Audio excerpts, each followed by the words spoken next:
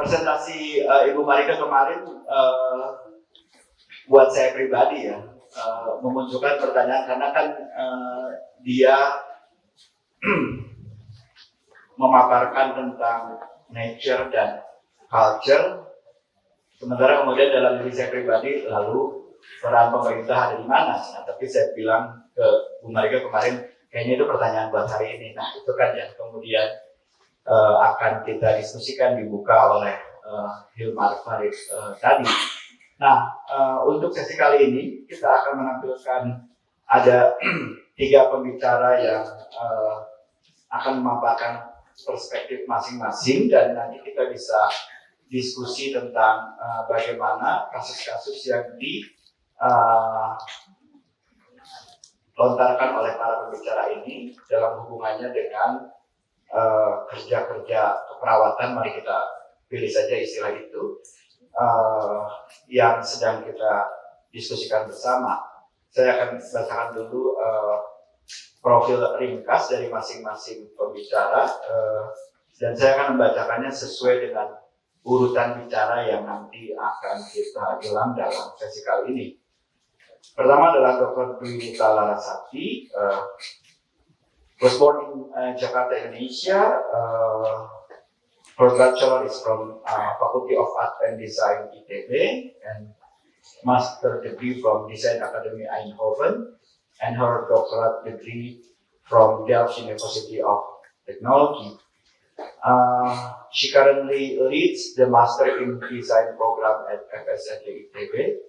She also co-founded Bandung Creative City Forum and also the focal point of Bandung City of Design UNESCO Creative Cities Network, member of the Global Creative Economic Council, research fellow of Creative Industries Policy and Evidence Center, and the executive committee at Indonesian Creative Cities Network. Mbak Tita, silahkan untuk tampil ke panggung.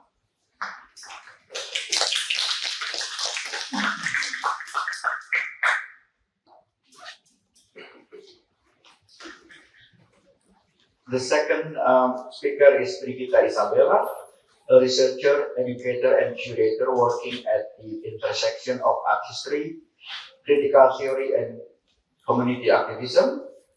In 2024, she co-curated Terap, a public theater festival in Bandung, alongside with Farida Oda and Riyadh Salihin.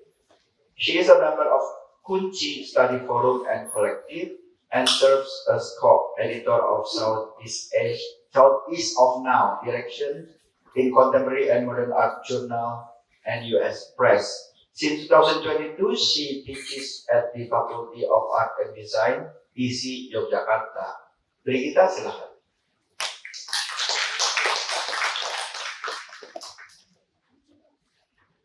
Last but not least, Teh Bahtiar Geo is a geographer, lecturer, and researcher.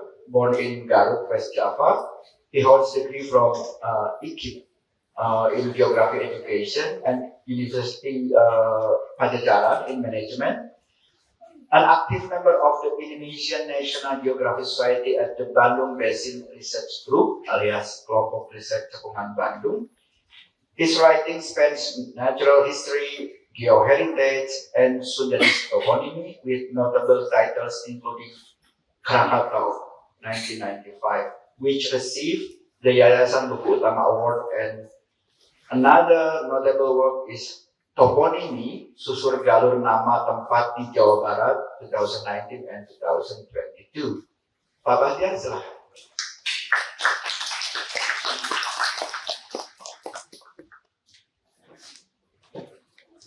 Saudara-saudara sekalian, kita akan mulai dari Mbak Tita yang akan mempresentasikan pengalaman-pengalaman dia dalam berbagai lembaga atau organisasi yang tadi saya sudah sebutkan. Silakan.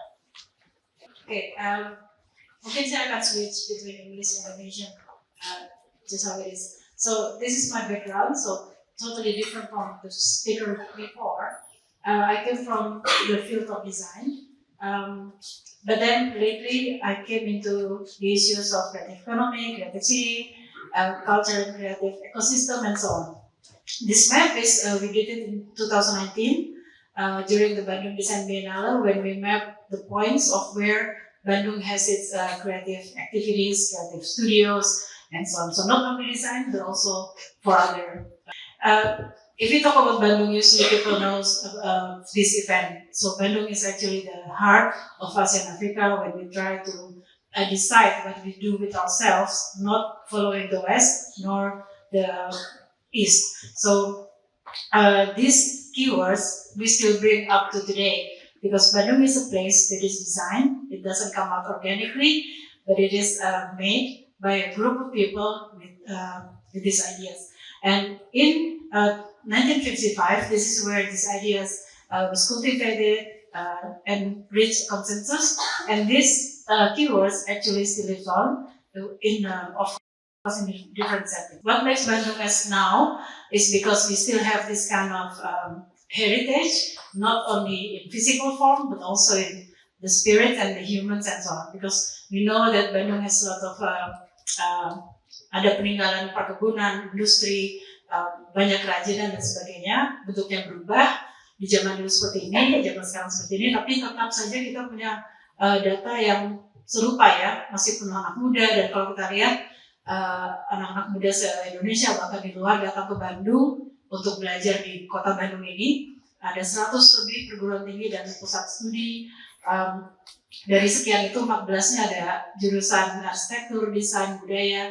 Jelas saja ketika mereka harus kuliah di Bandung minimal 3 tahun stay, masa ya di rumah aja atau di kosan, pasti kan mereka keluar pengen eksis, pengen gaul dan sebagainya. Akhirnya anak-anak muda inilah yang membentuk dinamika kota Bandung.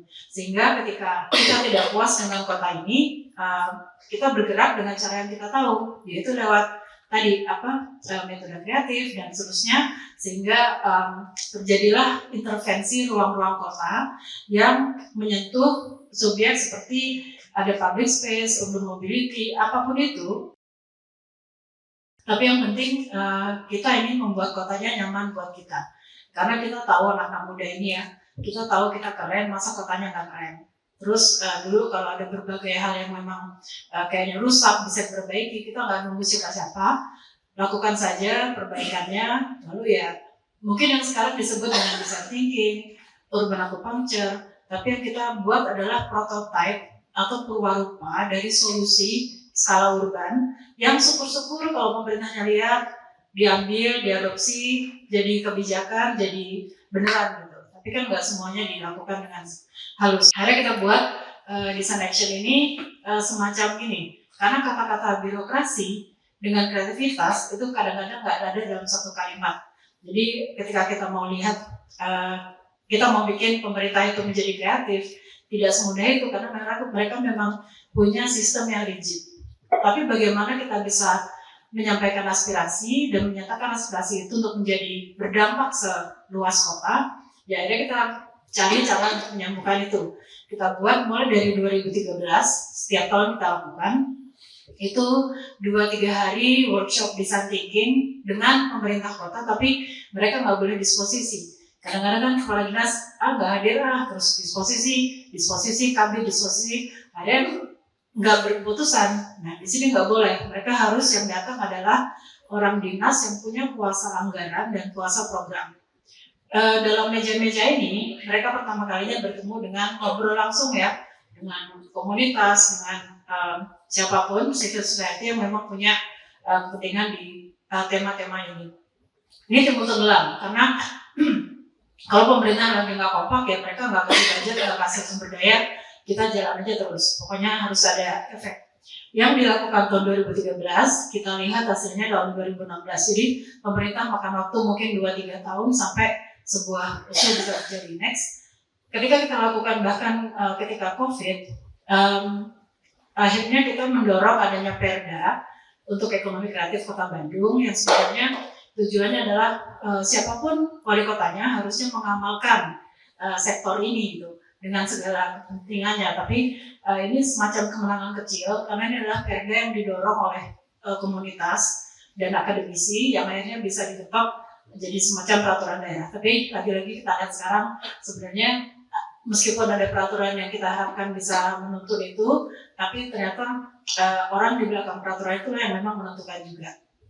belakangan ada kita banyak punya isu tentang sisa Lembang, nanti Pak TB pasti bisa cerita itu.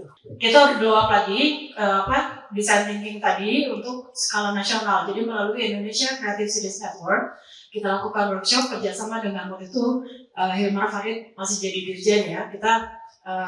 Kita kerjasama dengan PKN, Pekan Kebudayaan Nasional. Kita undang dari 37 provinsi, waktu itu masih 37 belum 38. Terus setiap provinsi menyampaikan. Jadi kita mengeluarkan modul-modul, kita bikin workshop selama di 3 kota, kita bikin workshop di Bandung, Jakarta, dan Bali. Mereka ada punya semacam ajuan juga konsep sesuai dengan kebutuhan budaya mereka juga. Misalkan ada yang bilang kami khawatir bahasa daerah kami hilang gitu. Ada yang mereka punya proposal bikin teater. Ada yang bilang khawatir kita nggak punya bioskop di daerah. Yaudah kita bikin aja bioskop apung karena sumber dayanya banyak dan seterusnya. Jadi 37 ini semuanya disusun dengan modul dengan stakeholder yang berbeda. Nah, lalu mereka bawa ke daerah masing-masing.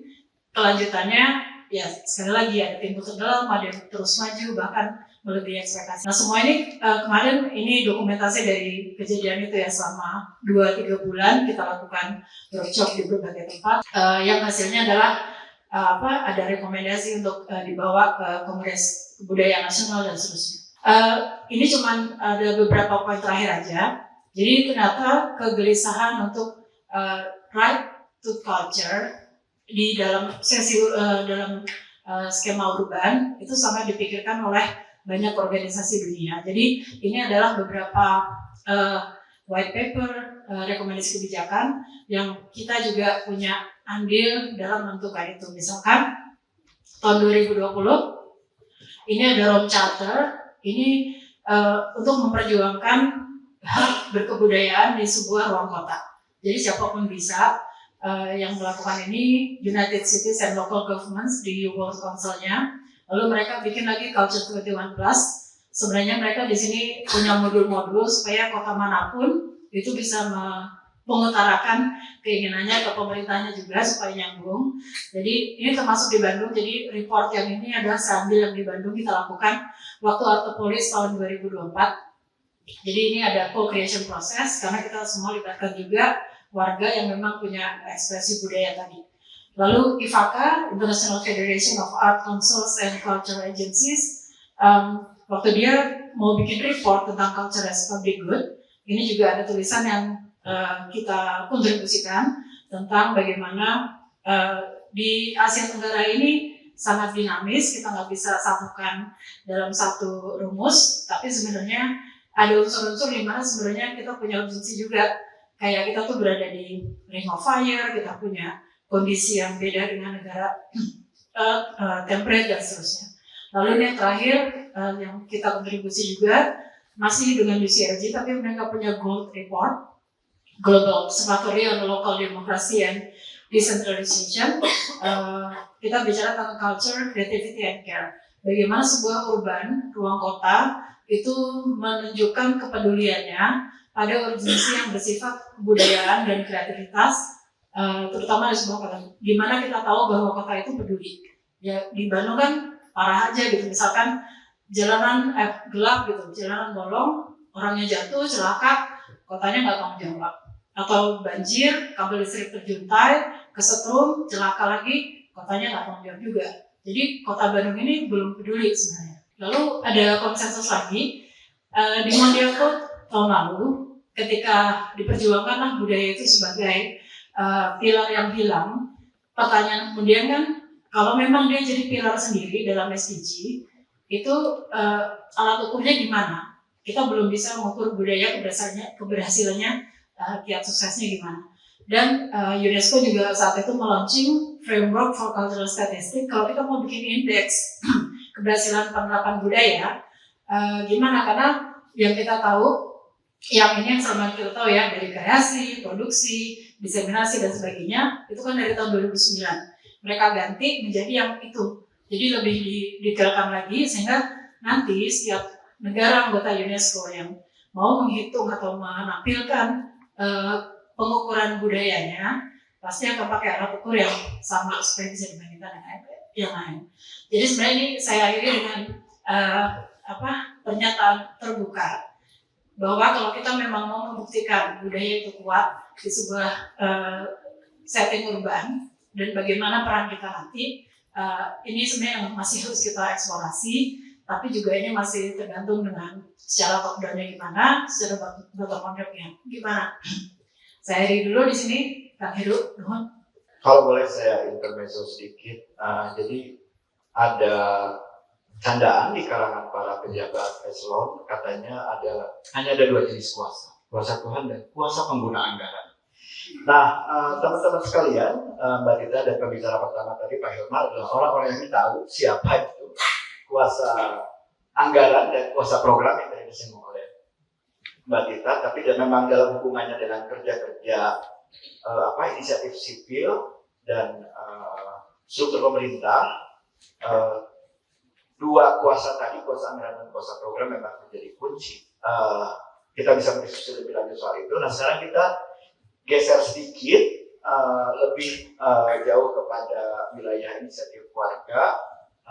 Brigita Isabella akan bercerita tentang salah satu kita sebut saja inisiatif artistik dalam hubungannya dengan kehidupan kota, yaitu kegiatan yang pernah diinisiasi festival terap. Karena memang judul sesi kita kali ini adalah Bandung Policy and Creative Knowledge. Nah, tadi Mbak Dita sudah berbicara di situ juga. Sekarang kita akan lanjutkan ke Brigita Isabella. Kita silakan. Terima kasih Kang Heru, dan saya izin di podium yang karena mau naruh catatan dan supaya dekat juga dengan operator. Selamat siang teman-teman semuanya. Jadi judul presentasi saya sebetulnya adalah suatu refleksi dari pengalaman sebagai co-kurator festival terap. Festival ini adalah festival teater yang diinisiasi oleh Jalan Teater. Tadi kayaknya ada Kang Bahui ya, direktur artistiknya. Ada di mana dia? Oh ya, ada di situ. Nanti kalau ada yang mau nyalamin direkturnya bisa. Kalau tadi Kang Heru ngomong soal kuasa itu ada 2. Tadi apa kan kuasa Tuhan dan kuasa pengguna anggaran. Nah, kami ini kuasa penerima manfaat anggaran. Karena festival terap ini pada tahun pertama dibiayai oleh Dana Indonesiana. Judulnya adalah Teater Publik sebagai Model Estetika Politik Kewargaan di Kawasan Cagar Budaya. Tadi di sesi pertama kita banyak bicara soal struktur dan proposal. Ini tentu saja ada untuk proposalnya, proposal Indonesiana. Tapi lebih dari itu, proposal yang kami pikir melampaui urusan anggaran juga adalah model kan. Model apa sih yang lagi bisa kita tawarkan? Kalau tadi Pak Hilmar membayangkan warga sebagai penerima manfaat, di sini saya ingin juga mengajukan warga konstituen politik, tapi sesuatu yang lebih dari urusan daerah pilihan atau dapil. Itu yang nantinya akan jadi semacam kesimpulan akhir presentasi saya hari ini. Terap Festival adalah festival tahunan.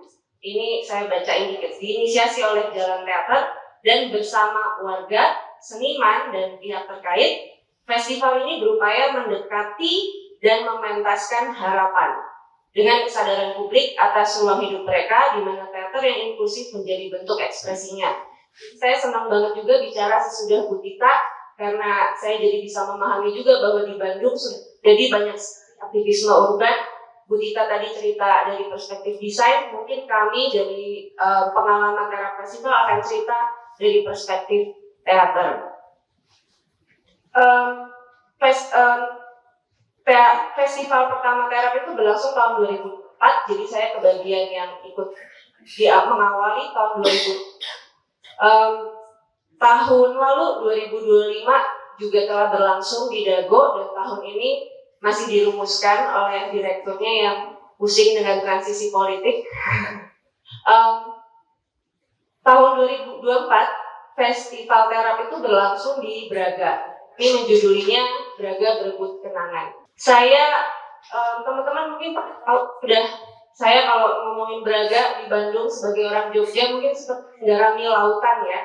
Tapi kami berangkat dari Braga untuk berbicara soal kontradiksi.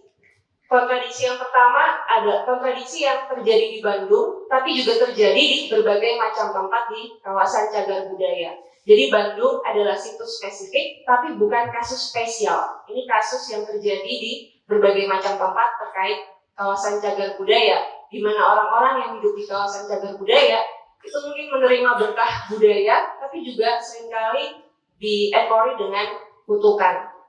Kontradiksi yang pertama adalah kawasan, di satu sisi Braga adalah kawasan cagar budaya, dan di sisi lain dia juga adalah daerah aliran Sungai Cikapundung yang ada di belakangnya. Kalau teman-teman lihat gambar di sini, yang di sebelah kiri adalah Jalan Braga, dan yang di belakangnya adalah aliran Sungai Cikapundung dan rumah-rumah warga yang ada di belakangnya. Orang-orang yang hidup di Braga. Festival ini berbicara Braga untuk bicara tentang Braga depan dan Braga belakang dan sesuatu yang ada di antaranya. Dia juga ada destinasi wisata yang sangat-sangat terbaik setiap Sabtu Minggu khususnya, dan dia juga pada saat yang sama adalah hunian warga. Berikutnya yang lebih nyambung dengan kesenian dan terkait sejarah konon-kononan ya, nggak harus sejarah yang tapi sejarah konon-kononan.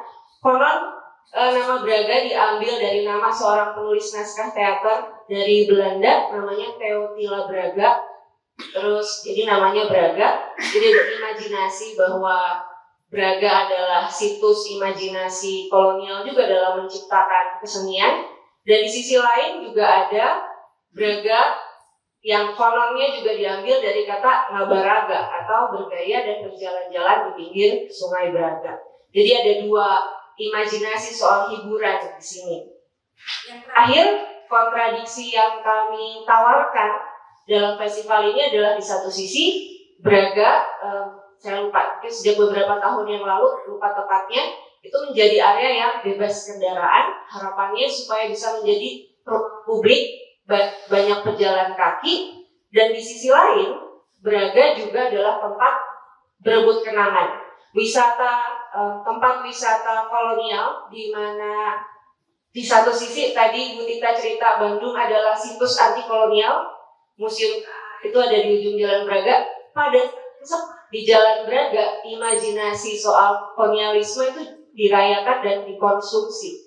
Jadi yang sedang kami ingin tawarkan, mari kita berebut kenangan. Dan kata berebut ini kata yang penting sebagai bagian dari politik kewargaan, supaya kita nggak berhenti sampai ngomongin narasi yang jamak.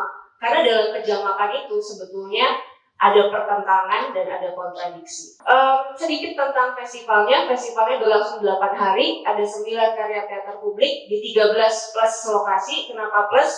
Karena ada lokasi yang di satu titik gitu, tapi ada juga lokasi-lokasi yang bergerak. Karena ada beberapa karya teater yang berlangsung di angkot, di bandros, jadi lokasinya bergerak. Dan jumlah penontonnya saya bikin infinite gitu ya, publik penontonnya itu tidak terbatas. Kenapa? Berbeda dengan model teater konvensional, teater dalam ruang, kayak gini ya setting kita, bisa kita hitung nih jumlahnya. Jumlah kursinya berapa, jumlah yang datangnya berapa. Tapi dalam konteks teater ruang publik, bahkan orang yang cuma melintas pun sebetulnya sedang menonton, atau bahkan juga jadi tontonan. Jadi orang yang lagi nonton karya teater itu sebetulnya juga sedang jadi tontonan. Jadi layernya sangat luas. Dan ini juga kami ketika mempertanyakan sebetulnya apa sih yang dimaksud dengan teater publik, apa perbedaan mendasarnya dari teater yang di dalam ruang.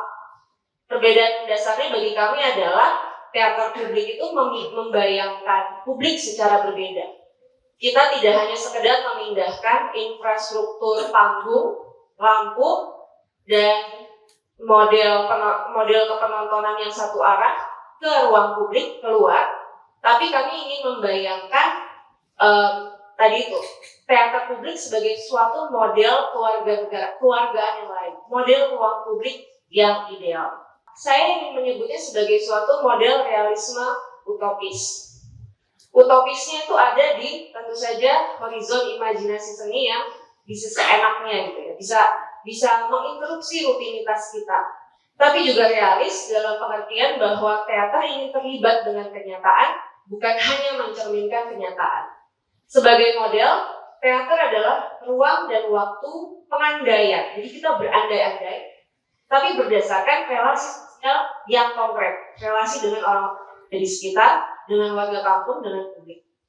Yang kedua, dia adalah suatu desain utopia, tatanan hidup bersama yang diuji cobakan. Jadi sebetulnya dekat sekali dengan praktik desain seperti yang tadi disampaikan Bu Tita. Desain yang utopis, tapi bisa diuji cobakan. Nah, tadi saya cerita bahwa ada 9 karya teater dan saya kira saya tidak punya waktu cukup untuk menceritakan semuanya. Jadi saya hanya akan berbagi cerita tentang 3 karya teater, model-model yang kayaknya nyambung juga dengan diskusi kita tentang cagar budaya. Yang pertama, model akses, yaitu tentang tatanan batas dan ambang ruang kolektif. Kedua, model perawatan, tatanan relasi dan reproduksi sosial. Dan yang ketiga, model pengaturan atau governance. Saya pilih kata bahasa Indonesianya supaya mengingatkan kita bahwa governance itu berarti state governance, tapi juga community governance. Dan pada dasarnya dia tentang aturan. Dan pertanyaan apakah aturan itu demokratis atau tidak, itu adalah tentang bagaimana kuasa didistribusikan. Jadi kami model yang ditawarkan nantinya adalah tentang tatanan partisipasi dan keputusan politik. Saya akan mulai dengan cerita karya pertama. Boleh diputar videonya? Karya ini berlangsung di gedung The Majestic, ya. Judulnya Topeng Kucing. Ini karyanya Sekat Studio, kawan-kawan dari Bekasi dan Jakarta. Ini videonya nanti akan putar aja pas suara. Jadi teman-teman kalau udah bosan lihat wajah saya bisa lihat videonya. Jadi gedung The Majestic ini adalah dulunya bioskop Majestic. Bioskop salah satu bioskop pertama di Indonesia dan juga salah satu bioskop yang pertama memutar film produksi Indonesia pertama yang judulnya Lutung Kasarung. Nah, dalam pertunjukan ini, kawan-kawan Sekat Studio itu mengembalikan ingatan soal warisan kolonial tentang gedungnya, tapi juga tentang sejarah pemisahan ruang. Sejarah pemisahan ruangnya apa? Yaitu di depan gedung The Majestic ada tulisan anjing dan inlander dilarang masuk. Jadi jelas ruang itu punya sejarah segregasi rasial dan seni yang namanya bebas ya. Di sini teman-teman Sekat Studio bermain-main dengan absurditas. Jadi kalau kita ngomongin soal dekolonial, seringkali kan kita cuma kembalikan otoritas ya dari Belanda ke pemerintah Indonesia. Tapi para kritikus pasca kolonial tahu persis bahwa seringkali Indonesia adalah representasi elit baru. Nah, main-main dengan itu, dengan cara daripada ngomongin inlander versus Belanda, kita ngomongin anjing versus kucing. Jadi dalam pertunjukan ini itu tidak ada dialog apapun selain miau miau miau miau. Jadi kalau tadi kalian lihat miau miau miau, ini juga kalau ada soundnya sebetulnya mereka sedang miau miau miau miau aja. Jadi menciptakan absurditas yang mendisorientasi pengalaman kita atas ruang. Caranya gimana? Pertama-tama gedung The Majestic itu sebagai bioskop adalah dalam sejarah infrastruktur bioskop, gedung bioskop itu pada dasarnya adalah gedung pertunjukan. Jadi ada panggung, ada balkon, dan ada area musisi. Beda sama imajinasi kita tentang bioskop hari ini. Nah, dari situ teman-teman Sekat Studio ini bikin topeng kucing. Terus kucingnya diberikan secara acak kepada para audiens yang datang. Jadi mereka milih secara acak. Dan ini saya kira mereplikasi absurditas rasialisme kolonial juga. Apa dasarnya rasisme? Sains tentu tidak, sudah dipatahkan bahwa sains kolonial adalah fiksi, sains pembagian ras. Jadi mereka bermain dengan itu, diacak. Nah, kemudian Di sana pembatasan akses kemudian dibuat absurd. Apa ruang utopia yang tercipta? Yang tercipta di ruangan ini juga kemudian mereka sambil nonton Blue Tungkas yang oleh Sekat Studio. Yang terjadi adalah penciptaan publik di mana ada kerumunan yang kacau. Jadi situasinya tuh kacau banget di dalam ruang pertunjukan. Ketika para performernya nyanyi miau miau miau miau miau gitu ya, itu anehnya bahasa miau itu membuat audiens ikut miau miau miau miau karena merasa menemukan bahasa yang sama, mereka bisa ikut teriak-teriak dalam bahasa yang absurd ini. Nah, ini saya kira mengindikasi suatu ruang publik yang ideal di mana kamu perlu kenal orang untuk bisa hidup secara sipil. Kan ada istilah tak kenal maka tak sayang. Saya nggak setuju. Harusnya kita nggak kenal dan kita tetap sayang. Karena di situ, kalau maksudnya kita harus kenal dulu. Kalau kita nggak kenal kita benci. Nah, disinilah saya kira ruang ideal tentang akses yang sedang dibayangkan. Yang kedua, boleh lanjut ke yang kedua. Ini juga masih ngomongin akses. Akses itu bukan cuma ruang yang terbuka, silakan semua orang bisa masuk. Ada juga akses-akses di mana batasan tidak terlihat. Akses kelas, akses budaya. Di sinilah kami masuk.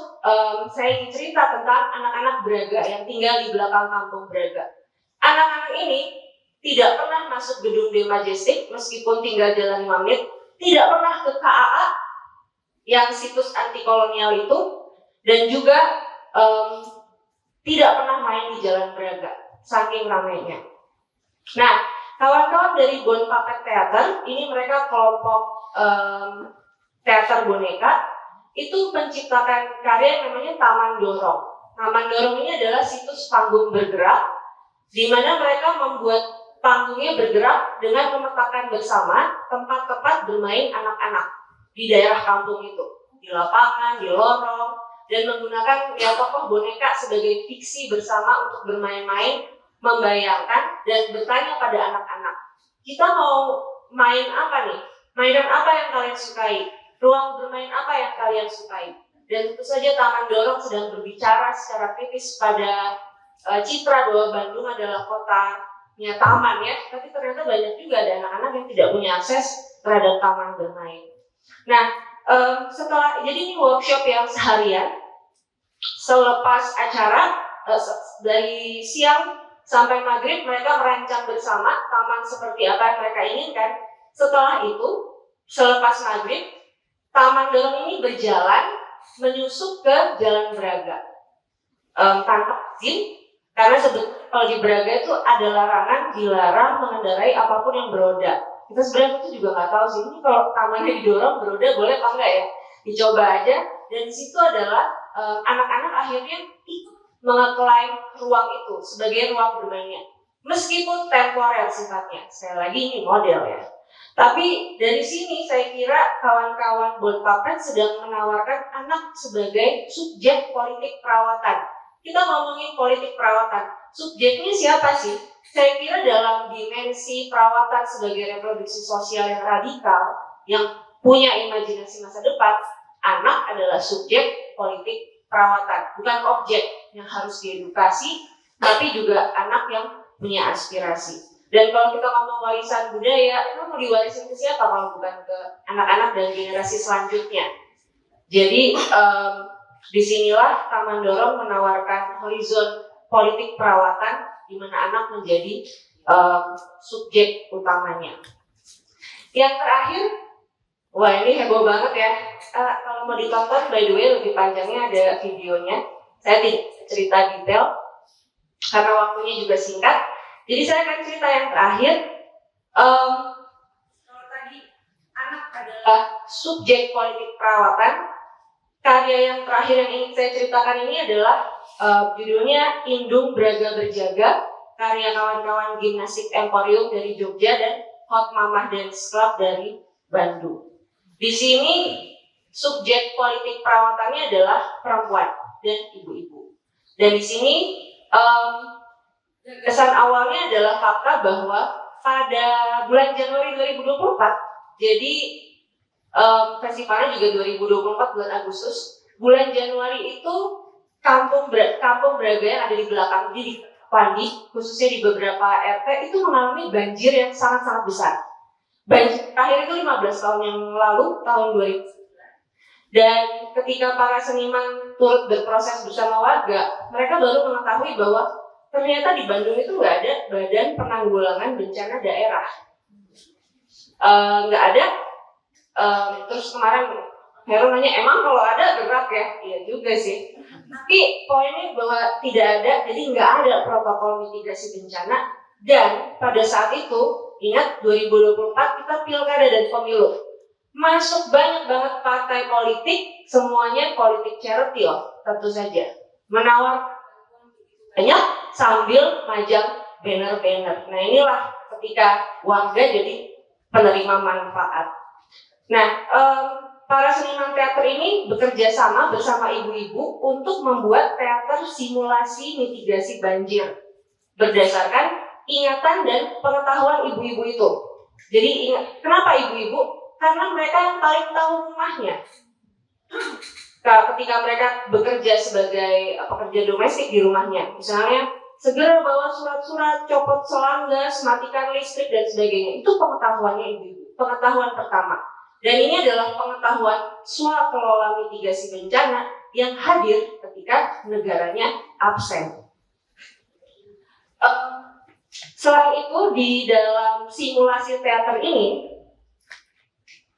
teman-teman teater juga negaranya absen terus ngapain, enak banget kagak ngapa-ngapain ya, kita swakelola terus, capek juga. Jadi dalam teater ini salah seorang penonton itu dikasih peran Caken Kepala BPBD. Jadi membayangkan audiensnya adalah bukan cuma audiens umum, tapi kami membuat fiksi di mana ada peran kepala BPBD yang belum ada itu, menciptakan lewat simulasi ini. Sehingga yang dilakukan oleh para ibu-ibu ini dan teater jadi ruang untuk audiensi. Di mana mereka bicara pada publik tapi juga membayangkan bahwa negara itu ada. Karena ya seringkali kita meromantisir keberdayaan warga ya, tapi kan itu artinya kita membiarkan pemerintah nggak ngapa-ngapain. Pemerintah senang banget kalau warganya berdaya. Nah menariknya, meskipun kami mengandaikan ada perintah, pada saat yang sama juga pada waktu itu Kang Bahu ini direkturnya ngirim surat undangan ke Pemda untuk mengundang pejabat yang mau hadir untuk pembukaan. Waktu itu undangannya formalitas saja. Tapi kok ternyata, mungkin karena ini spekulasi kami, mungkin karena lagi musim pemilu, lagi musim pilkada, dia datang. Pejabatnya datang, padahal kami tidak berharap. Karena ya festival kecil lah ya, nggak terlalu penting-penting amat.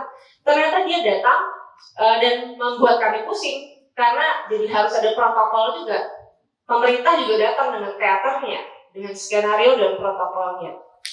Nah, ditambah lagi secara tanpa kami duga juga setelah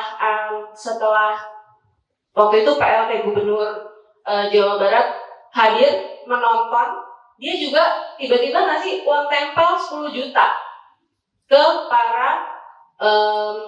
para ibu-ibu ini. Kita nggak tahu itu apa, bahkan uang itu kemudian jadi membuat bingung semua orang. Uang ini harus diapakan, yang akhirnya uangnya juga dibicarakan bersama warga. Tapi di luar itu juga ketika pemerintah hadir, jadi pemerintah hadir bawa uang gitu ya, kan kita penerima manfaat. Dan yang kedua, besoknya Farida Oda yang adalah aktivis Braga Heritage dan juga tinggal di kampung ini, dia disamperin sama seorang pejabat yang bilang, gimana kalau kampung Braga itu dijadiin kampung tanggap bencana? Nah, jadi ini bisa kita diskusikan juga sama persoalan yang dihadapi oleh Bu Tita ya, ketika kita berhubungan sama negara. Ini kadang-kadang negara maunya bikin branding dan kadang-kadang maunya mau cepat gitu, bayar selesai, alih-alih menciptakan infrastruktur dan menciptakan dialog.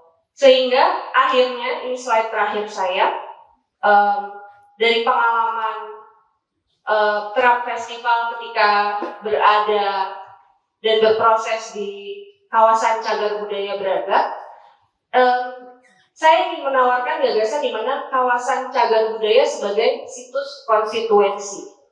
Kalau tadi di sesi pertama kita bicara apa tadi? Hubungan antara beneficiary dan trustee, yang saya kira itu perspektifnya sangat pemerintah.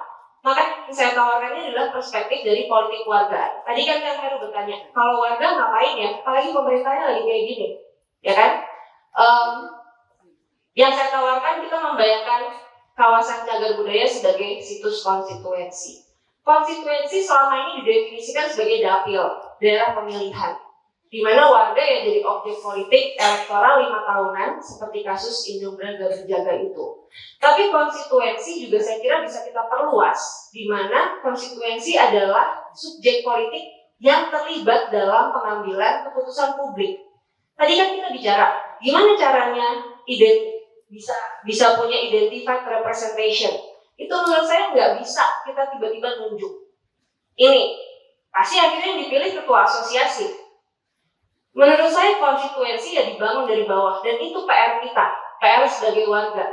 Membangun representasi, membangun konstituensi yang bisa menegaskan kedaulatan publik, sehingga kita juga merasa representasi kita itu adalah orang yang bisa kita pegang janjinya dan bisa kita tuntut akuntabilitasnya. Jadi saya kira kerjanya both ways. Teman-teman yang mau kerja di pemerintah silahkan bangunlah struktur itu, tapi kita yang ada di warga juga harus kerja. Yang harus kita kerjakan adalah building konstituensi dengan cara yang demokratis. Di situ saya kira peran teater perannya kecil, seni ya, saya nggak terlalu percaya seni bisa melakukan perubahan, tapi saya percaya seni adalah bagian dari aktivisme sosial yang lebih luas. Teater publik itu adalah suatu latihan realisme utopis untuk menjadi bagian dari penciptaan konstituensi ini, ruang dan waktu pengandaian untuk mendesain dan juga menguji cobakan perubahan ruang publik. Perubahan benerannya terjadi kapan? Terjadinya kalau seluruh masyarakat kita organisir bersama. Itu saja dari saya. Terima kasih atas waktunya.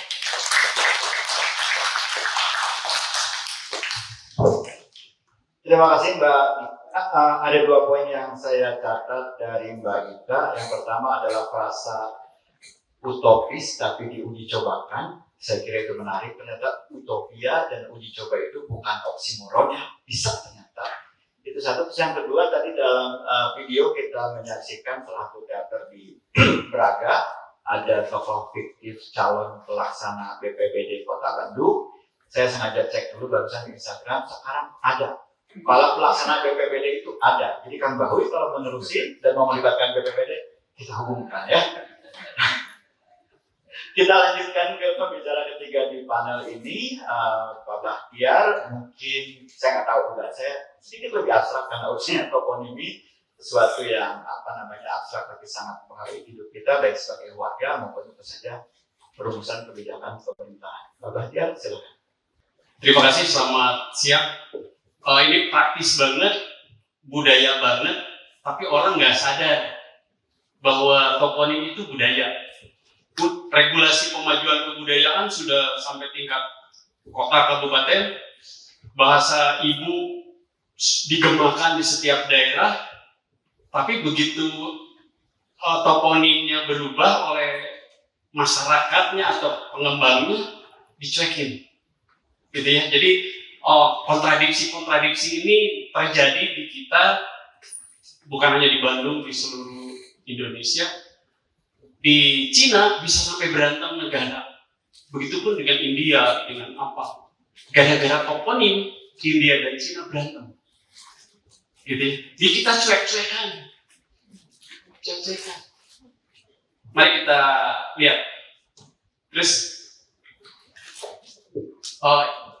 Jawa Barat, DKI dan Banten pada awalnya Sunda. Jadi kalau ada yang bersinggungan dengan 2 provinsi itu, ya karena awalnya gitu. Terus toponim ini merupakan gerbang pengetahuan untuk memahami keragaman bumi, keragaman hayati, dan keragaman budaya. Toponim dapat merekonstruksi keadaan alam dan budaya pada masa lalu. Walaupun bendanya sudah tidak ada, alamnya sudah tidak ada, tapi toponim yang melekat itu bisa direkonstruksi. Memang tafsirannya, saya bukan penafsir tunggal, tapi bisa saja yang lain dan saya bisa keliru, tapi jangan terlalu jauh-jauh banget gitu menafsirkannya. Orang yang pengen kelihatan tradisional banget mengatakan Galunggung itu Galung Agung gitu misalnya gitu ya. Karena dari tokoh lalu dipercaya, padahal bisa saja ada tafsir lain. Galunggung itu berasal dari bunyi suara galunggung. Kan ada yang juga galonggong, gelonggongan air atau apa gitu. Jadi boleh menafsirkan tapi nggak terlalu jauh-jauh amat lah. Jadi toponim nama geografis atau nama tempat atau nama daerah bisa merekonstruksi perkembangan pemakaian bahasa. Ini budaya banget. Cerita rakyat, peralatan hidup, kegiatan ekonomi, tumbuhan dan binatang, rona bumi, proses alam, keragaman batuan dan budaya, keragaman batuan, budaya dan upaya mitigasi. Karena udah disindir sama pembicara kedua. Jadi saya masukkan barusan saya ketik nomor 10. Toponim bisa menjadi upaya mitigasi. Terus bagi yang tidak paham bahasa Indonesia, di bawah ini ada terjemahannya. Kajian toponim itu ada keragaman budaya. Ini bataren banget ini. Antropologi sekarang ada bahasa, religi, keahlian, pertukangan, peralatan hidup, dan itu nempel banget di toponim.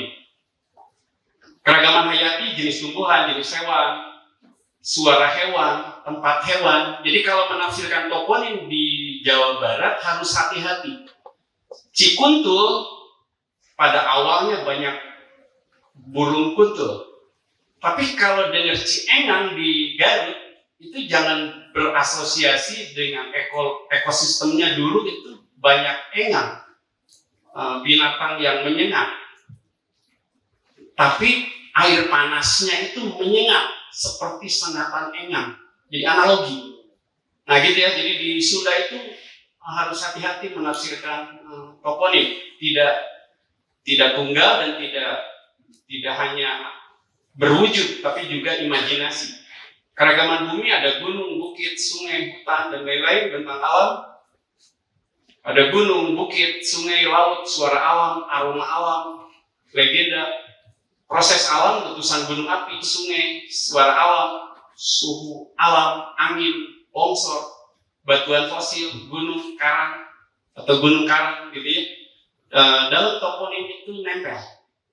Dan ada satu toponim di Jawa Barat Selatan di sekarang Kabupaten Pangandaran sama bahasanya dengan di Slovenia. Saya kadang-kadang bingung bagaimana perjalanan bahasa dari Slovenia ke Pangandaran. Yaitu di Pangandaran ada batu karas, di Slovenia ada kars yang lalu diadopsi oleh bahasa Inggris kars pakai T. Gitu ya. Di Jawa ada karas, di Bandung, di Jawa Barat Selatan ada karas. Itu bagaimana perjalanan bahasa itu? Dan dalam kosakata ilmu kebumian di Indonesia nyinduknya ke Inggris. Tidak belajar toponim bahwa kita punya nama itu untuk batuan jenis itu, yaitu karas, batu karas. Terus ya ini mah regulasi lah biasa. Jadi toponim itu adalah mempelajari. Toponim itu nama tempatnya, toponim itu kajiannya, mempelajari asal usul, arti, sejarah, regulasi nama tempat atau nama geografis. Regulasinya sudah ada pada peraturan nomor 2 tahun 2021 tentang penyelenggaraan nama rupa bumi. Bahkan ada tentang bahasa dan bendera di Indonesia, itu juga ada mengatur toponim. Bahkan di PBB, tingkat PBB sudah ada aturannya yang oleh kita diratifikasi, jadi sudah berlaku di wilayah NKRI. Tapi oleh kita jarang dilakukan. Oke. Berapa menit lagi? 5 menit lagi? Oh iya, makasih. Lewat. Ini, saya ingin menunjukkan bahwa toponim itu mengabadikan bahasa ribuan tahun. Bahasanya sudah jarang kita pakai, tapi nempel. Perkembangan bahasa dalam toponim ada, saya coba klasifikasikan. Pasti orang Sunda di sini sudah berbahasa ketika para kesatria dari India datang. Cuma karena tidak tertulis, saya tidak tahu dia pakai bahasa apa, kosakatanya apa saja. Bahasa Sanskerta 450 Masehi itu contohnya nempel di toponim Agrabinta, Campaka, maaf salah ketik, Dewata, Cigora, Pulau Mandra, bukan Mandra yang Rano Karno, Gunung Singa, Gunung Bindu, itu dari Sanskerta. Gitu. Kenapa di kita nggak ada singa? Ini kan hanya analogi saja. Singa itu dari Simha. Simha itu ya ada singa. Simha itu berwibawa. Sehingga kursinya aja berwibawa. Di Indonesia ada singgasana. Analogi-analogi itu untuk gunung atau apa disebut gunung singa. Gunung yang sangat gagah, gunung yang sangat berwibawa. Lalu ada dalam bahasa Kawi, ada orang tokoh Sunda yang marah, kenapa harus kamu rujukannya bahasa Kawi? Ya dalam bahasa kan nggak bisa ada kebencian. Proses bahasa itu kan mengalir saja. Ada parakan. Nah sekarang dalam kamus-kamus kosakata bahasa Sunda itu keliru menurut versi saya. Parakan itu dikeringkan. Jadi kalau bertamu gak disuguhin air itu diparak. Padahal yang arti yang sesungguhnya arakan, digiring, diarak. Nah itu yang betul. Jadi menggiring ikan di sungai itu bukan mengeringkan rawanya, nggak mungkin mengeringkan rawa, nggak mungkin mengeringkan sungai. Jadi diarak ke satu titik yang lebih dalam lalu ditangkap. Ada Cibarengke, ada Cigarunggang, ada Cigenuk, ada Gosali, Gumuru, Margahayu, Kawali, Kendeng, Ciranjang, Punaga, Sandi, Taraju, Romaungkuk, Ciulan, Tawang Bangken, Tawang Banteng, Cikampek. Jadi kalau saya menulis Cibarengke itu menunjukkan sungai. Kalau Cigarunggang itu menunjukkan bukan sungai, tempat bukan sungai. Ciulan itu sungai. Bahasa Sunda kuno 1334 Masehi ada Ancol, ada Pasir Bancana, Bantar Gebang, Cankora, Cantaya, Cipina, dan lain-lain. Jadi sudah mengabadikan, mematrikan bahasa dalam toponim, dan toponim itu tidak berubah ketika perubahan bahasa terjadi. Contohnya ada kata Punaga di sini, toponim Punaga. Saya bertanya ke tokoh masyarakat di tempat yang bernama Punaga, Pak, arti Punaga apa? Oh, dari dulu juga udah Punaga. Jadi kalau tidak tahu jawabannya, pasti jawabannya begitu. Dari kakek-kakek saya juga ini tempat namanya Punaga. Oh iya, pertanyaan saya nggak dilanjutkan kalau jawabannya sudah begitu, berarti dia tidak tahu. Sekian puluh tahun kemudian saya diundang ke Bali, lalu ada tumbuhan di pantai yang daunnya sangat hijau. Saya tertarik, lalu saya bertanya, ini pohon apa? Punaga. Wih, saya serasa dapat rezeki nontok.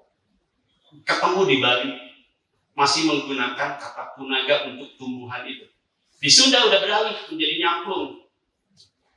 Jadi tidak menjadi cinyamplung, tetap aja Punaga. Itu yang disebut mengabadikan kata itu. Terus ini ada cerita rakyat, toponim yang bersumber dari cerita rakyat. Kalau disandingkan dengan keilmuannya yang terjadi begitu, bukan dari Tangkuban Perahu tapi dari Gunung Sunda sebelumnya. Terus ini kaldera Gunung Sunda.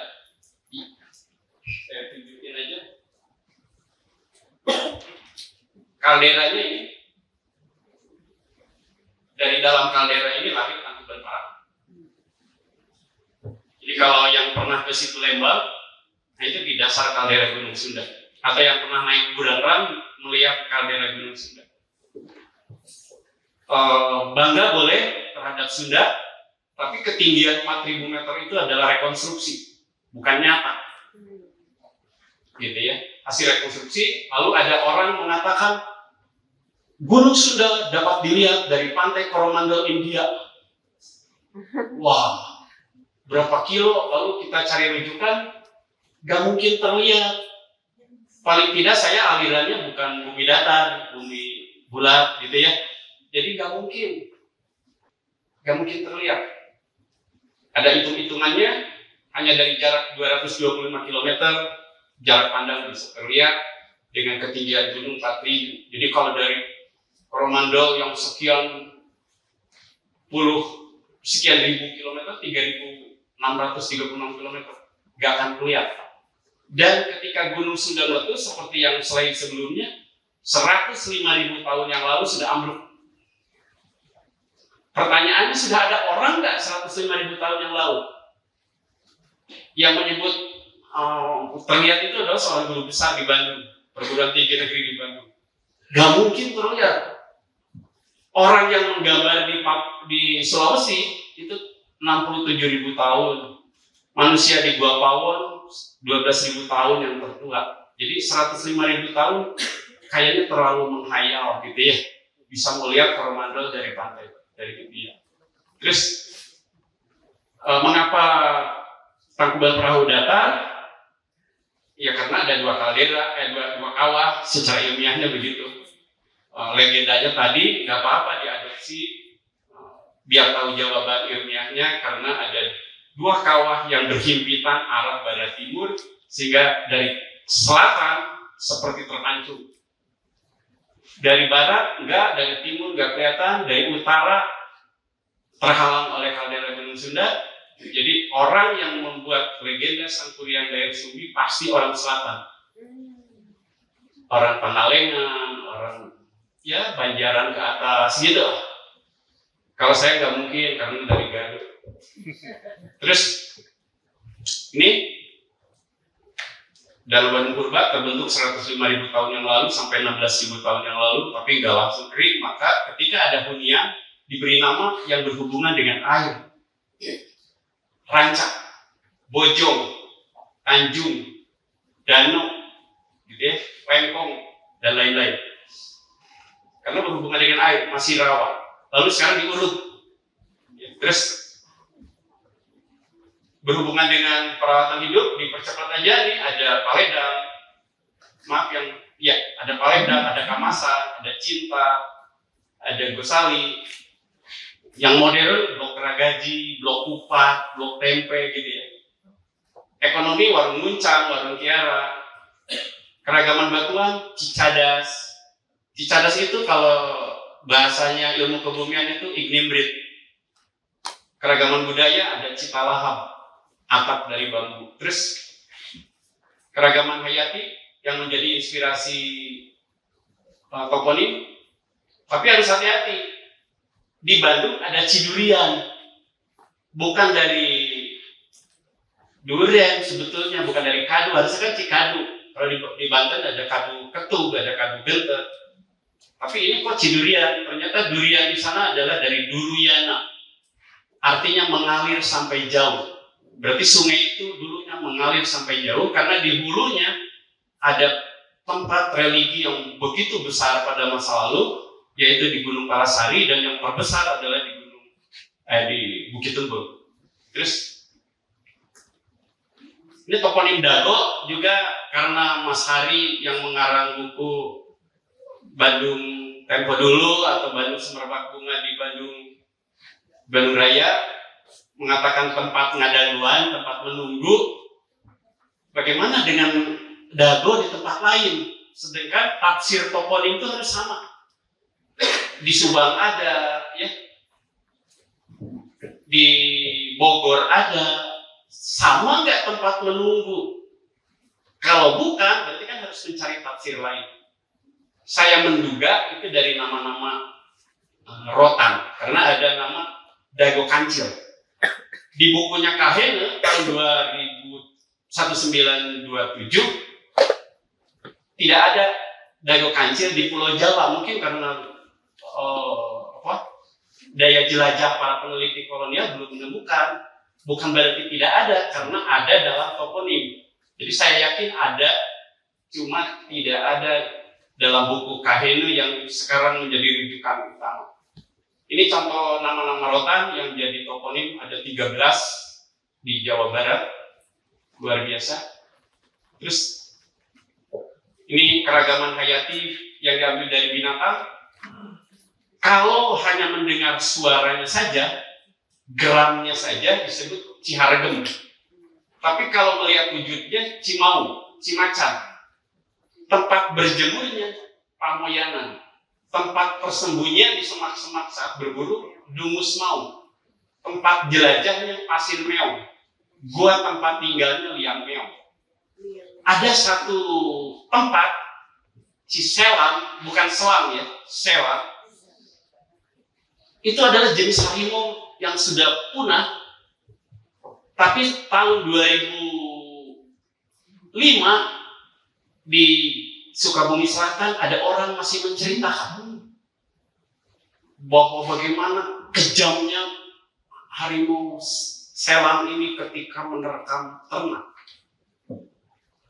Di Bandung sudah tidak dikenal, di kamus sudah ada, tapi bukan kamus kita, tapi kamus buatan Belanda. Terus, ya ini yang hebatnya di Sunda, pengertian cekung itu bukan hanya vertikal, tapi juga horizontal. Kata Pak Pindi almarhum dari seni rupa ITB, itu adalah konsep yang paling modern katanya. Bahwa pengertian cekung itu bukan hanya vertikal, tapi juga horizontal. Di Sunda sudah dipakai sejak lama. Jadi ada Cilegon untuk menanjukkan vertikal, dan ada Legon di pantai-pantai Banten sama Sukabumi Selatan, itu Legon. Jangan-jangan di Inggris ada lagun dari Legon ini, Blue Lagoon. Terus ada proses alam, Gunung Guntur. Banyak yang menafsirkan keliru bahwa Guntur di sini adalah peristiwa astronomis, padahal artinya ngagu guntur, membuang lumpur dari kolam dengan bantuan air, sehingga di gunung itu menjadi gunung guntur karena aliran laharnya begitu dahsyat sampai mengubur, kata cerita rakyat, kerajaan Timbangan Tempat. Terus ini mitigasi Bu di Patahan Lembang. Tadi saya pasang slide-nya ini khusus untuk Ibu. Ada Kampung Muril. Itu paling sering gempa di sesar Lembang, segmen darat. Dan ada Gadog Muril di timur, yang sekarang lebih populer, Tebing Keraton, dekat Tebing Keraton. Muril itu dari Puril. Kalau yang persamaan yang lain ada puter sama dengan muter. Kata kerjanya muter. Ini Puril dari Muril, berputar. Jadi orang yang terkena gempa agak besar dikit, jadi pusing. Nah ini harusnya orang sana di Muril itu harus tahu kalau gempa jadi pusing, tindakannya harus apa. Terus di Cianjur ada kampung desa Ciender. Dalam webnya desa hanya dituliskan Ciender adalah air yang bergetar. Karena putus, pengetahuannya putus dari masa lalu ke yang sekarang. Begitu gempa yang terjadi kemarin, ya ini roboh. Semua bangunannya paling berat karena dilalui oleh garis sesat. Terus ini toponim di Kota Bandung, sisa Danau Bandung Purba, habitat burung betet jadi ranca ekek, rawa dijadikan situ jadi cisitu, situ dikelola menjadi sawah lalu menjadi permukiman disebut lembur sawah, rawa situ menjadi sawah ditimbun menjadi situ sawit atau lembur situ tanah timbunan terkena air hujan jadi licin, suka leer, banyak yang terjatuh, jalan penghubung antar kampung, pemetaan sawah, dia harus loncat-loncat, jadi ciluncat, memakai jembatan kecil, cicukang, ada cukang jati, cukang kawung, persawahan hanya tinggal sedikit, sawah dikelilingi bangunan, jadi sawah kurung, itu. Jadi bagaimana toponim nempel di perkembangan kota. Terus, ini masih ada waktu Bu? 3 menit. 3 menit, oke. Ada pasar dibakar oleh Munada, lalu pindah menjadi pasar baru. Tempat pintu dari selatan yang kecil disebut Regol, sekarang jadi nama tempat. Ada kolam yang besar di selatan, tempat bupati mendinginkan pikiran. Balong gede, karena belakang, jalan Asia Afrika kan depan, disebut Pungkur. Tapi karena yang depan orang Menak, jadi yang berkunjungnya nggak dibilang payun. Karena yang belakangnya ya rakyat kebanyakan, tempat berkumpulnya Pungkur, gitu ya, dari belakang jalannya. Jadi lebih populer yang belakang, rakyat ngumpul, langsung ke dapur minum teh gitu. Saya berpikir dari tadi, jangan-jangan ruang antara kolonial dan rakyat itu adalah ketidakmampuan bupati saat itu untuk menata.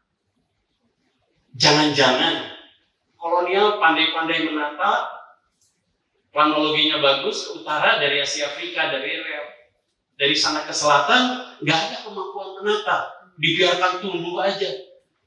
Lalu diciptakan narasi agar kita nggak kelihatan bodoh.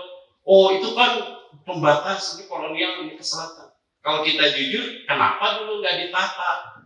Kan gitu pertanyaannya. Jadi jangan terlalu percayalah pada pernyataan-pernyataan guru besar yang sejarah bahwa ada pemisahan daerah kolonial gitu.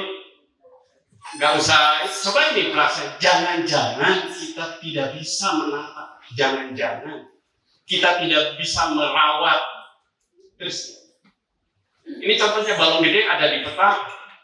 Beruntung kolonial mengarsipkan ini, membuat. Kalau enggak, kita nggak punya data bahwa balong gede itu memang ada balong yang gede, gitu ya. Luas banget. Jadi udah berpikir karena panas, maka perlu ada kolam, perlu ada pohon, gitu.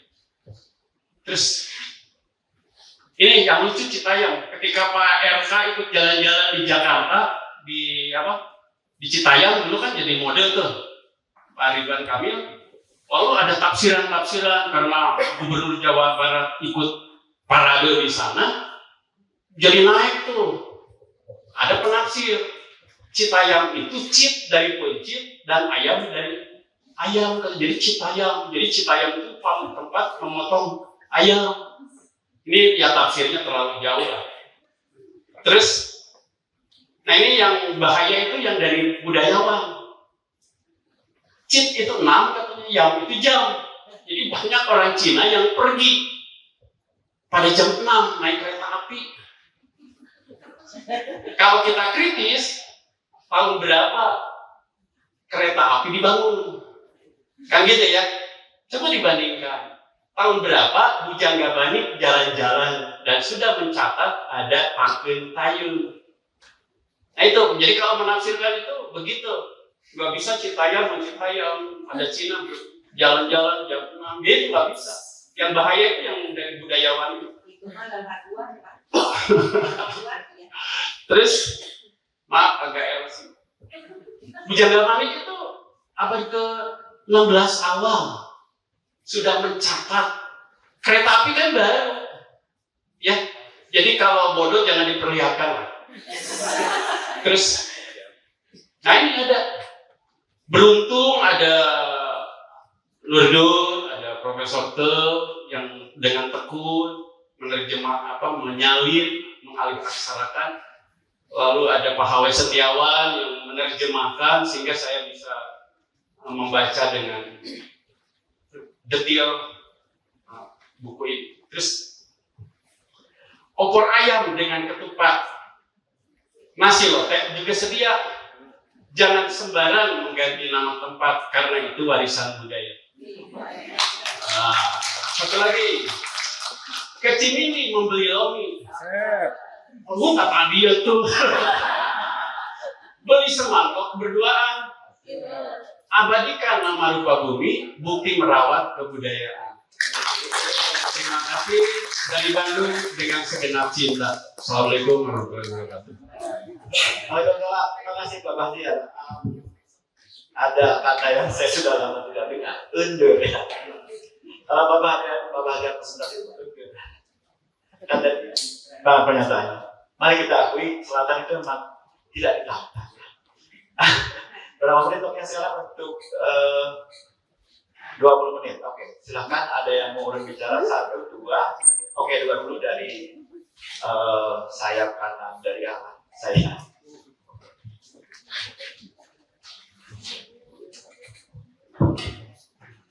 Terima kasih untuk presentasi panel yang sangat menarik. Mungkin ini komentar aja ya. Panel ini jadi membuat saya tersadar betapa kontestasi ingatan di Bandung itu sangat luar biasa gitu ya. Tadi dibuka dengan bagaimana strategi membangun Bandung sebagai kota kreatif gitu supaya orang ingat. Jadi upaya membangun infrastruktur ingatan sebagai kota kreatif itu didesain.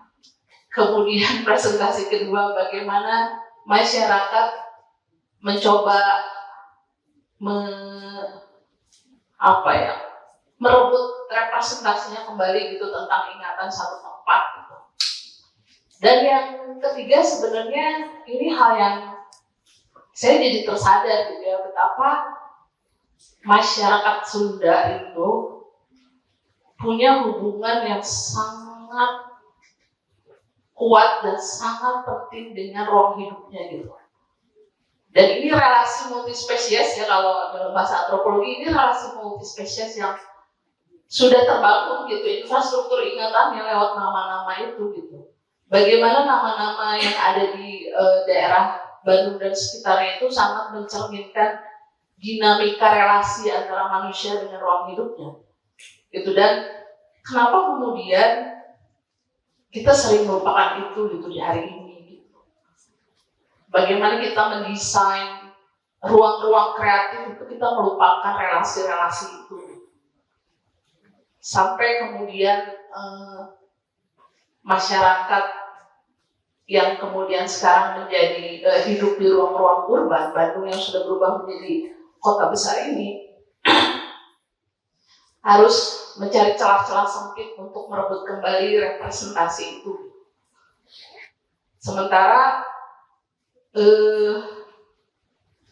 sorry itu saya kelompok-kelompok elit yang kemudian merasa bahwa lebih tahu bahwa Bandung harus didesain dengan seperti ini, seperti itu gitu. Seringkali melupakan hal-hal yang sebenarnya itu sudah sangat melekat dalam DNA masyarakat Sunda yang tinggal di Bandung dan sekitarnya ini. Kalau kita kembali ke penamaan, itu kan sebenarnya identitas ya. Identitas yang mencerminkan bukan hanya siapakah orang Sunda itu, gitu, siapakah orang Bandung itu, gitu. Tapi apa yang dia pikirkan tentang ruang hidupnya gitu. Bagaimana dia berelasi dengan keseharian dan geografi yang sangat dinamis di Tatar Sunda ini gitu. Itu yang mungkin komentar yang sebenarnya itu jadi bahan referensi saya juga ya. Dan terima kasih banyak Pak Bahtiar bahwa dari sepanjang penjelasannya saya jadi banyak berpikir gitu, iya ya kenapa relasi-relasi itu seringkali tidak kita sadari. Padahal kita hidup di dalam ruang itu gitu, ruang yang dinamai dari hubungan-hubungan itu gitu. Itu saja sih, terima kasih. Oke, terima kasih. Kenapa ya kita padukan obor?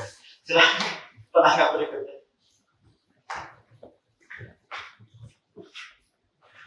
Ya, terima kasih pada pemateri. Perkenalkan, nama saya Fikri dari komunitas Masa Lewat Garut. Sedikit memperkenalkan juga terkait komunitas kami itu sebenarnya baru berdiri 4 tahun ke belakang, terutama yang pas COVID.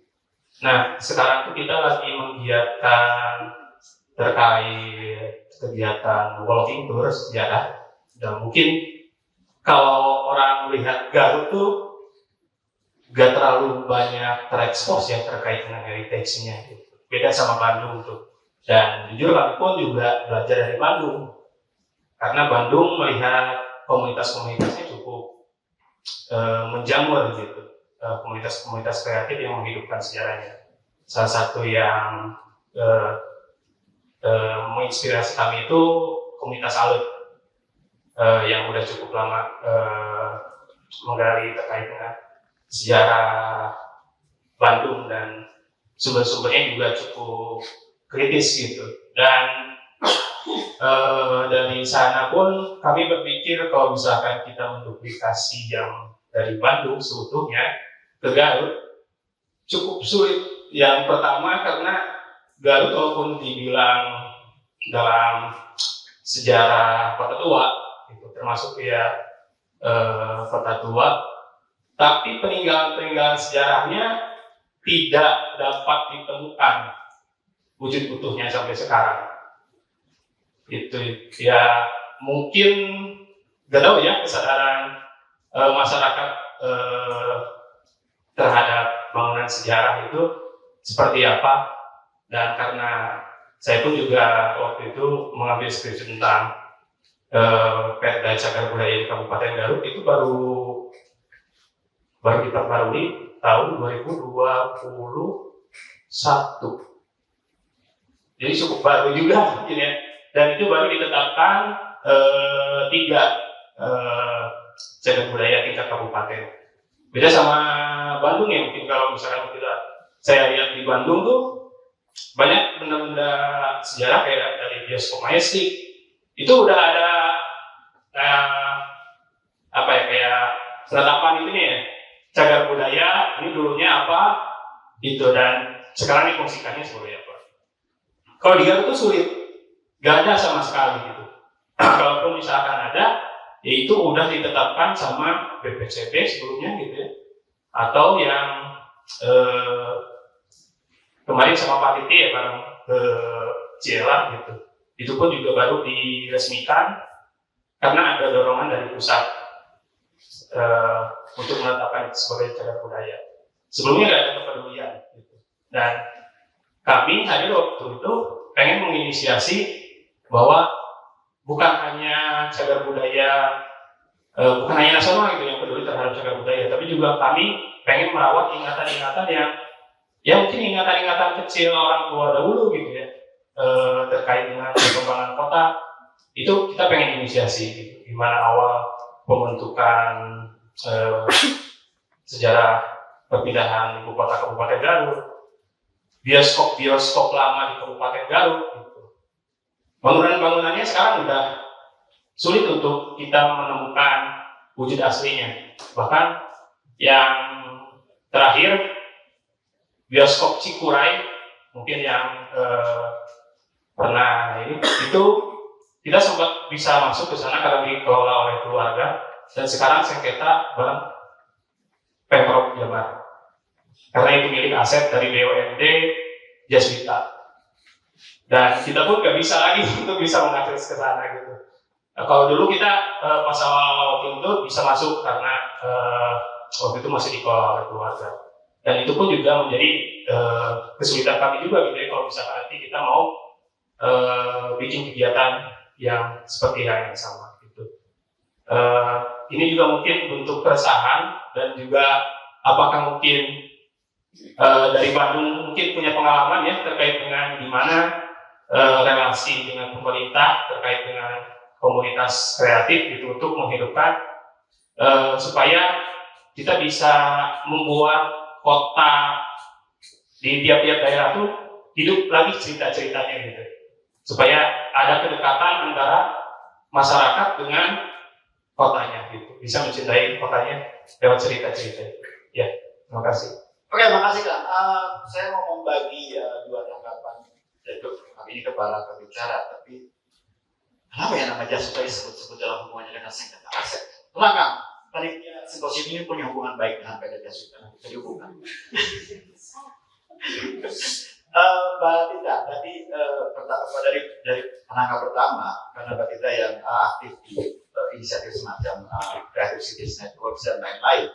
Nah, dalam model-model inisiatif seperti itu yang wataknya kontemporer, sebenarnya pengetahuan lama seperti yang tadi dipaparkan oleh Pak Bakir itu dapat tempat atau enggak? Jelas dapat, karena sebenarnya kata-kata kreatif itu sekarang sudah fatik ya. Orang pada pakai itu, akhirnya kita juga ya. Itu karena untuk justifikasi untuk tadi kalau kita bicara governance kan semua pihak harus sepakat bahwa ada badan atau ada mungkin urusannya dengan legalitas gitu. Makanya pakai itu. Cuman itu jelas karena sebenarnya TB itu sering kita ajak juga kemarin waktu tahun lalu dan tahun ini juga kita udah ngarah ke bagaimana budaya dan kreatif itu mengatasi isu kebencanaan gitu. Itu sudah kita pakai. Terus kita bikin 2 kali roundtable discussion. Yang pertama adalah ketika para expert seperti Pak TB, terus seperti ada Regi yang memang quick respon, ada juga ilmuwan dari manapun bicara soal kebencanaan, yang orang kreatif, seniman, budayawan mendengarkan.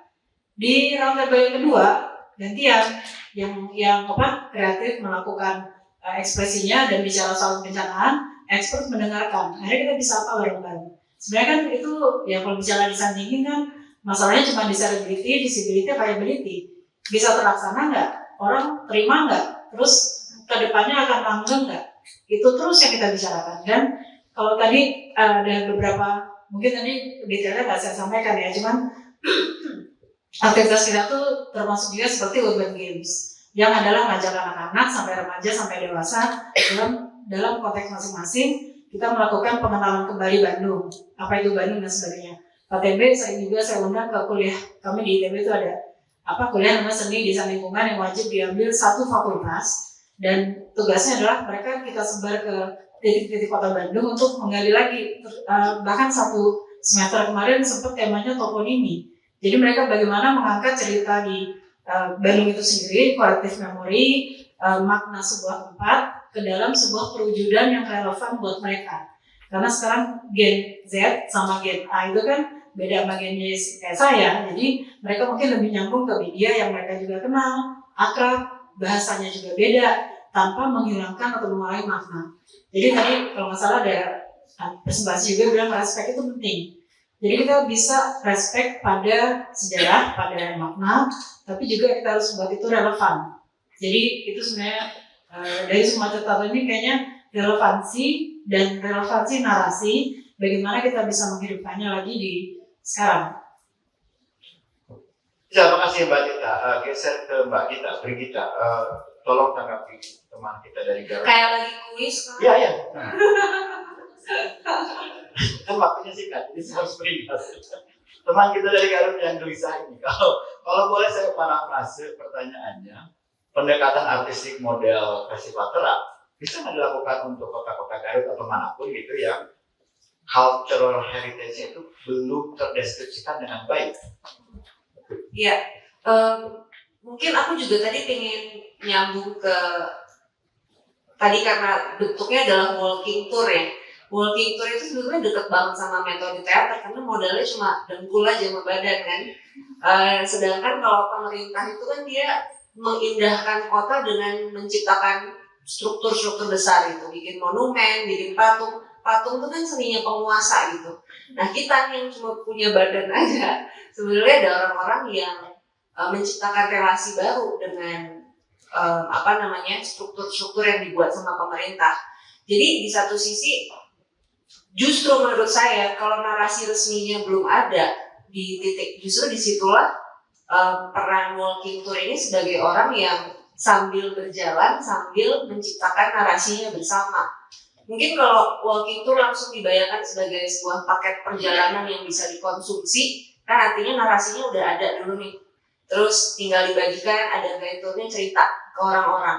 Tapi bagaimana jika walking tournya sendiri adalah metode untuk mengumpulkan ingatan-ingatan warga gitu. Jadi dimulai dari orang lokalnya, mungkin bisa difasilitasi, yuk kita jalan-jalan ngumpulin ingatan-ingatan tadi yang Mas cerita itu yang ingin dikumpulkan dari anak-anak, dari orang tua dan sebagainya. Karena justru jangan-jangan narasi inilah nanti yang bisa dijadikan plakat yang kalau di gedung The Majestic mungkin ditulis oleh sejarawan. Kalau belum ada, ini peluangnya justru sangat besar untuk turut terlibat dalam menciptakan narasi. Jadi justru jangan nunggu narasi yang udah ada. Mungkin itu aja dari saya. Dan benar saya menambahkan pertanyaannya tadi. Sebelum leparin ke Pak Bahtiar, saya mau membuka kesempatan untuk penanggap terakhir karena waktunya sudah mau habis.